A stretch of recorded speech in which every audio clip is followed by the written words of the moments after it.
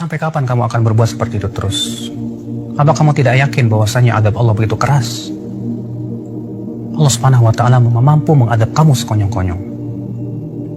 Allah Subhanahu wa Ta'ala juga mampu untuk memberikan kepada kamu tiba-tiba tenggelam dalam bumi. Kamu tidak takut kepada Allah? Demi Allah ya akhi, kalaulah kita sedang berbuat maksiat, kemudian tiba-tiba kematian datang kepada kita, apa yang kamu lakukan? Demi Allah, jiwa kita ini lemah. Badan kita pun tidak akan pernah mampu untuk menahan adab Allah Subhanahu wa Ta'ala. Adab kubur begitu pedih ya akhi.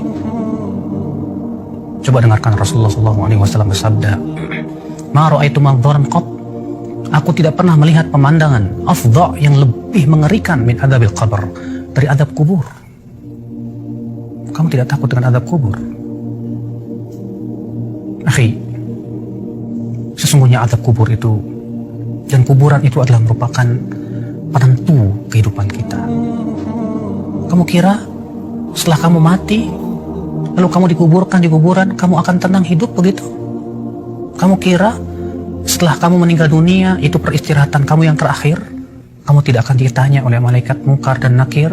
Tidak akan dimintai pertanggungjawaban oleh Allah Subhanahu wa Ta'ala? Tidak, demi Allah. Utsman bin Affan saja dahulu, ketika berziarah kubur, beliau menangis. Ketika ditanya kepada Utsman, "Kenapa hai Utsman, ketika dibacakan kepada kamu surga dan neraka, kamu tidak menangis? Tapi ketika kamu berziarah kubur, kamu menangis?" Utsman berkata, "Kan aku mendengar Rasulullah SAW bersabda, Innal qabra awwalu manazil akhirah." Sesungguhnya kuburan itu adalah persinggahan akhirat yang pertama kali. Faman naja minhu, siapa yang selamat di kuburannya, fama ba'dahu aisar min, maka yang setelahnya lebih mudah dari itu.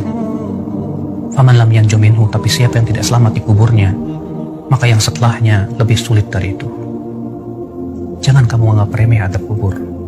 Hidup di dunia hanya sebentar. Kamu kira kamu akan hidup selama 1000 tahun di dunia? Kamu kira kamu akan hidup terus menerus? Tidak mungkin. Setiap kita pasti mati, akhi. Allah berfirman, "Kullu nafsin dha'iqatul maut." Setiap jiwa pasti akan merasakan kematian. Allah berfirman juga, "Innaka mayyitun wa innahum mayyitun." Sesungguhnya kamu itu akan mati dan mereka juga akan mati. Kamu dan saya sama saja. Kita semua akan meninggal dunia. Ini yang harusnya kita pikirkan bersama. Kalau kita terus-menerus berbuat maksiat dan maksiat dan maksiat, bagaimana kalau ternyata malaikat maut datang menjemput kita di saat kita sedang berbuat maksiat kepada Allah? Apakah kamu kira malaikat maut akan tersenyum kepada kamu? Tidak. Dalam hadis Al-Bara' bin Malik, bahwasanya Rasulullah SAW menggambarkan bagaimana kematian orang yang fasik. Kata Rasulullah SAW, apabila orang kafir atau orang fasik itu hendak meninggal dunia, kata Rasulullah, "Atahu malaikatun sudul wujuh." Didatangi malaikat-malaikat yang wajahnya hitam legam. Mereka membawa kain kapan dari api neraka yang baunya sangat tidak enak sekali. Kemudian datang malaikat maut dengan bentuk yang sangat mengerikan, kata Rasulullah. Lalu ia pun duduk di sisi kepalanya si orang fasik ini dan berkata, "Ayyatuhan nafsul khabithah, hai jiwa yang buruk, keluar kamu." Lalu ia pun dikeluarkan nyawanya seperti mengeluarkan besi yang berduri dalam kailuan yang basah. Sulit, menyakitkan.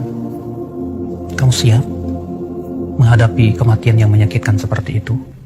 Di saat kita sedang berbuat maksiat, ternyata kematian dan ajal mendatangi kita. Kamu siap? Siapa yang siap?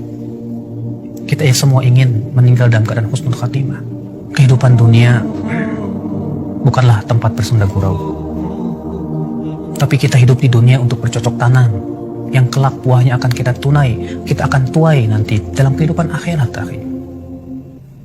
Apalah dunia? Allah Subhanahu wa Ta'ala menyebutkan dalam Al-Quran, "Wa mal hayatud dunya illa mata'ul ghurur." Tidaklah kehidupan dunia itu kecuali kesenangan yang menipu, kata Allah. Rasulullah SAW pun mengatakan dunia itu sangat hina. Ketika Rasulullah sedang berjalan dengan para sahabatnya, kamu tahu hadis ini? Ketika itu Rasulullah SAW menemukan bangkai seekor kambing yang telinganya putus. Kemudian Rasulullah SAW mengangkatnya dan berkata, Siapa yang mau membeli bangkai ini dengan harga 1 dirham? Kata para sahabat, wahai Rasulullah, kalaupun ia hidup, kami tidak mau membelinya. Kenapa? Karena ia cacat, hai Rasulullah. Bagaimana ini sudah menjadi bangkai? Kata Rasulullah, dunya ahwan indallah min hada. Dunia itu lebih hina di mata Allah daripada bangkai ini. Kita hidup di dunia sebentar, akhi. Apakah hanya karena kita ingin mendapatkan dunia dan dunia memuaskan syahwat kita dan hawa nafsu kita, kita gadaikan kehidupan yang sepanjang begitu? Kalau misalnya kamu hidup di dunia 60 tahun, tahukah kamu satu harinya di sisi Allah 1000 tahun? Kalau satu hari 24 jam di sisi Allah 1000 tahun, berarti kita hidup di dunia hanya 1,5 jam. Apa kamu tidak sadar? Apakah hanya untuk 1,5 jam kamu gadaikan kehidupan yang tiada tara? Tidakkah kamu berpikir, akhi, saudaraku, kita ini manusia yang kelak akan dimintai pertanggungjawaban oleh Allah Subhanahu wa taala. Segera kita sadar, segera kita taubat pada Allah Subhanahu wa taala. Semoga Allah memberikan kepada kamu hidayah, akhi, dan juga kepada saya, untuk sama-sama kita bergandeng tangan menuju surga Allah yang luas, yang luasnya seluas langit dan bumi. Tidakkah kamu ingin mendapatkan surga tersebut? Atau kamu lebih senang untuk mendapatkan api neraka? Wallahi, kesabaran di neraka tidak ada gunanya lagi. Semoga ana dan antum diberikan oleh Allah Subhanahu wa taala hidayah dan istiqomah. Wabillahi taufiq.